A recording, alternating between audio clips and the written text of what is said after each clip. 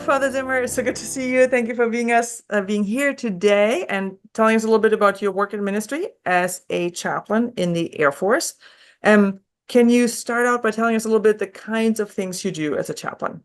Yeah, thank you for having me. I'm happy to join you here today. So as a military chaplain, in our priest group, we call it a calling within a calling. Obviously, we're priests first, Mhm. and then we serve in this military community. And as Mhm. chaplains, we serve a pluralistic group of individuals. So people from all different walks of life, all different types of faith or no faith.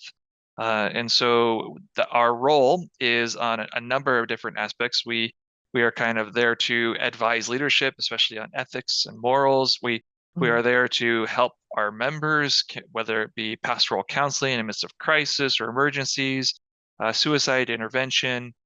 We also offer religious rites. So I offer mass on base and the different sacraments, and we have chaplains of other traditions who do that for their traditions as well. So we take all of that. It's very similar to being a pastor, but you're a pastor to a very big group of people who have very broad perspectives and faith traditions.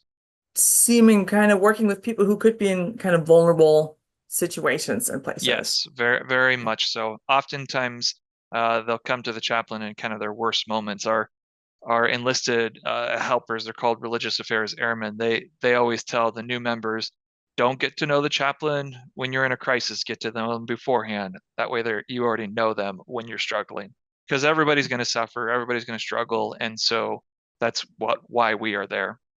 So you did the master's in psychology at Divine Mercy. Mhm. Can you share a couple of things of what was helpful in that program for your specific work and ministry? Absolutely.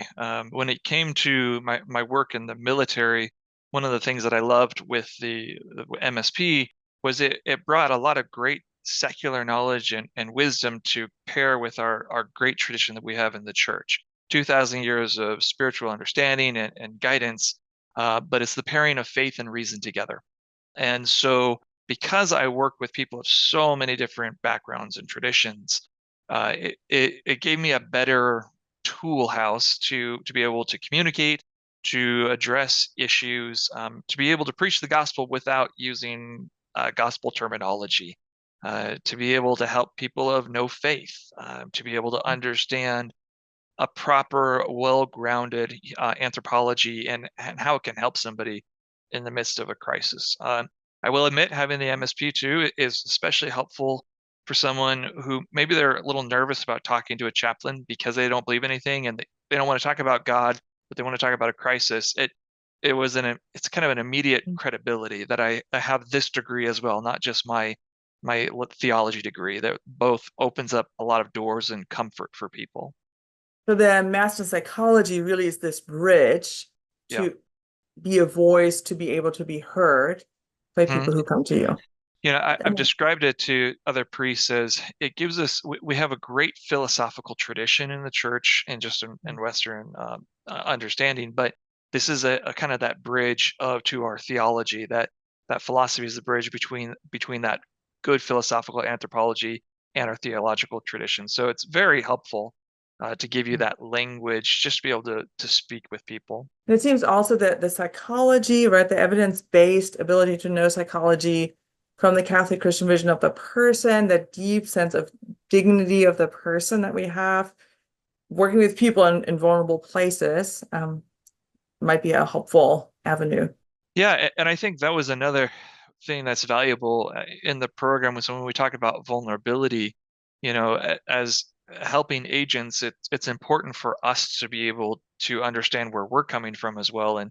and our different past wounds and whatever they may be. We're familiar with the phrase hurt people. Well, Mhm. healed people heal people. And so going through the MSP, it gives you people a chance to dive into different areas in their life so that they can process it, they can develop, they can continue to grow, uh, so that you're not projecting our own issues onto someone in front of me who's struggling. And so I think that was a great value of the program too, just a better insight into my own self, and which then is more things to bring to prayer and to be able to Mhm. grow just as a human person. Excellent. So it seems good vehicle for your own flourishing in an intense ministry but also skills and ability to be a blessing to others. Definitely. Thank you so much for sharing. It's wonderful.